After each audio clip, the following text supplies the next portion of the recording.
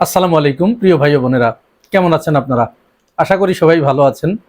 আজ বেশ কয়েকটি টুকরো টুকরো খবর আপনাদের সাথে শেয়ার করব। এর ভিতরে মেইন যে খবরটা থাকবে সেটি হচ্ছে শিরোনামে আপনারা যেটা দেখেছেন, জামাতের কাপড় খুলতে গিয়ে, লুঙ্গি খুলতে গিয়ে জমিয়ত পুরা উলঙ্গ হয়ে গেছে, ল্যাংটো হয়ে গেছে। এই বিষয়ে ডিটেলস আলোচনা করব। তার আগে জাতীয় সংসদের এই বাজেট অধিবেশনে বেশ কিছু গুরুত্বপূর্ণ ঘটনা ঘটেছে এবং একই সাথে সংসদের স্পিকার এবং ডেপুটি স্পিকারের যে ভূমিকা, সেই ব্যাপারেও চমৎকার একটা মেসেজ আছে বিরোধী দলের জন্য, বিশেষ করে জামাত এনসিপি নেতাদের জন্য। তাহলে চলেন আমরা আল্লাহর নামে শুরু করি। প্রথমে শুরু করি আন্দালিব রহমান পার্থকে দিয়ে। স্পিকার সংসদে ছিলেন না, ডেপুটি স্পিকার কায়সার কামাল ছিলেন।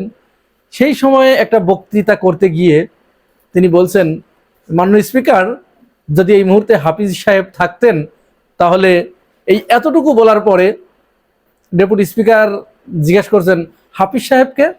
হাফিজ সাহেবকে? আন্দালিব রহমান পার্থ সাথে সাথেই sorry sorry sorry, I am so sorry, I am so sorry. এই যে বাক্য বিনিময়, এতটুকু কথা, এর ভিতরে কিন্তু একটা মেসেজ আছে। মেসেজটা কি?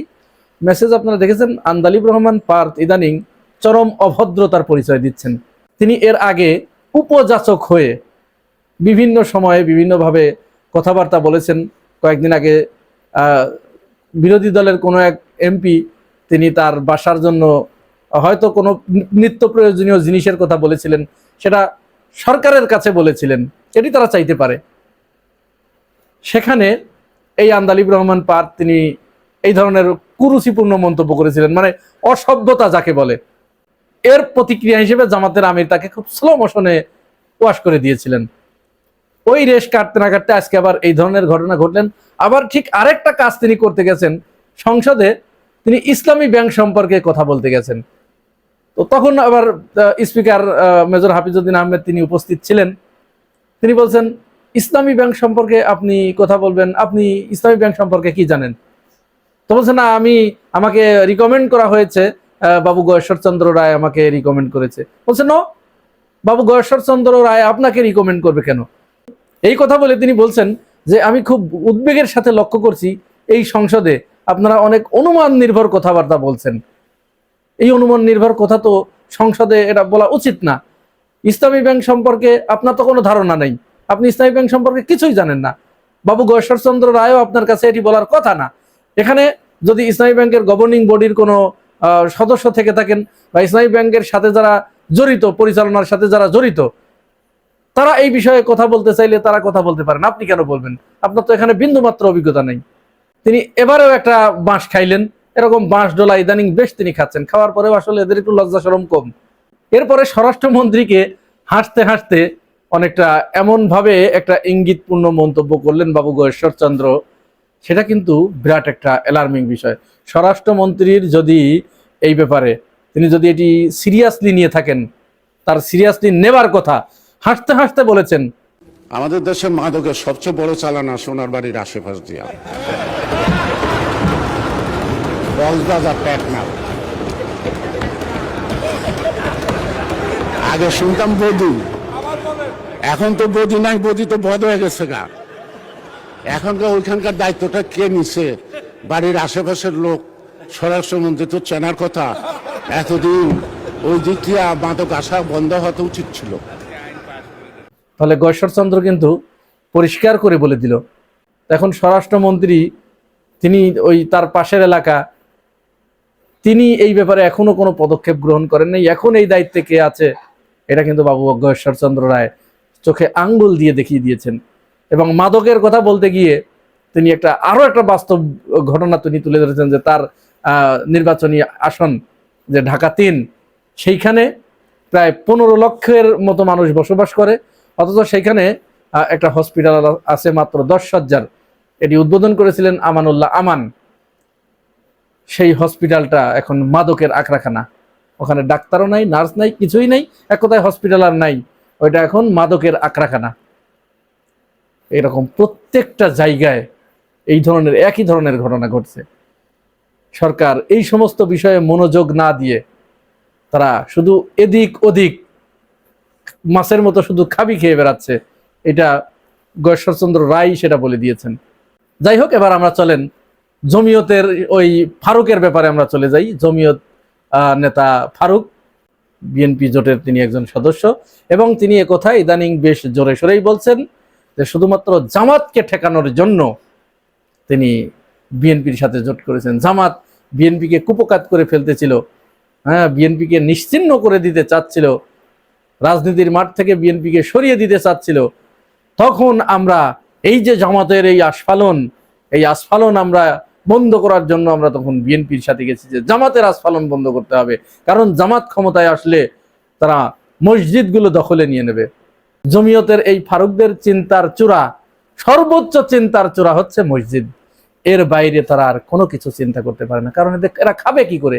এদের তো কিছু করে খেতে হবে। এদের মাথার ভিতরে ঢুকছে যে জামাত যদি ক্ষমতায় আসে তাহলে মসজিদগুলো দখল হয়ে যাবে, আর মসজিদগুলো যদি দখল হইয়া যায় তাহলে এরা কি করে খাবে? তাই তারা বিএনপিকে এনেছে জামাতকে ঠেকানোর জন্য, এবং এখন তাদের একমাত্র টার্গেট জামাতের লুঙ্গি খুলে দিতে হবে। এদেরকে আর বাড়তে দেয়া যাবে না। এরা যদি বাড়ে তাহলে কিন্তু, ওনার বক্তব্য আপনারা শুনেছেন, তাহলে কিন্তু আমাদের সব কিছু বরবাদ হয়ে যাবে। কাকে বাদ দিয়ে কাকে আপনি আনতে চাচ্ছেন? তো তার পুরস্কার আপনি পেয়ে গেছেন না? ইতিমধ্যেই পেয়ে গেছেন। আপনি যে জামাতকে ঠেকানোর জন্য, যে জামাতের লুঙ্গি খুলে নেবার জন্য আপনি আপনার দলকে বা এদেশের আলেম ওলামাদেরকে আপনি আহ্বান জানাচ্ছেন, সেই বাঁশ আপনার পিছন দিয়ে যে ঢুকে গেছে আপনি তো বুঝতে পারছেন না। কিভাবে? এই ভিডিওটা একটু দেখুন, অল্প একটু দেখাই। যার এই ভিডিও দেখলেন, এখানে একটা রিপোর্ট, এইটা তো রিপোর্টটা আর আমি দেখালাম না, যেহেতু আমি কথা বলবো, শুধু মুখটুকু দেখালাম। এই যার ভিডিওটা দেখালাম ইনি হচ্ছেন হাফেজ মাওলানা নাইমউদ্দিন। এই হাফেজ মাওলানা নাইমউদ্দিনকে একটা মামলায় ফাঁসির আদেশ দেওয়া হয়েছে। কোন ধরনের মামলা জানেন? সুরঞ্জিত সেনগুপ্তের হত্যা চেষ্টা মামলা। আজ থেকে 22 বছর আগের ঘটনা এটি। 22 বছর আগে সুরঞ্জিত সেনগুপ্তকে হত্যার উদ্দেশ্যে তার উপরে বোমা হামলা করা হয়েছিল। সেই বোমা হামলা মামলায় এদেরকে আসামি বানানো হয়েছিল। প্রথম যে মামলাটা হয় সেই মামলায় কিন্তু এই হাফেজ নাইমউদ্দিন ছিল না। পরবর্তীতে শেখ হাসিনা এই হাফেজ নাইমউদ্দিনকে বিশেষ ডক্ট্রিনের মাধ্যমে এবং বিশেষ অনুরোধের মাধ্যমে তাকে এই মামলায় আসামি করা হয়। এই মামলায় আরো আসামি ছিলেন বর্তমান বিএনপির মন্ত্রী আরিফুল হক চৌধুরী, সাবেক স্বরাষ্ট্র প্রতিমন্ত্রী লুৎফুজ্জামান বাবর, তারপরে আরেকজন বর্তমান এমপি জি.কে. গৌস এবং এই হাফেজ নাইমউদ্দিন।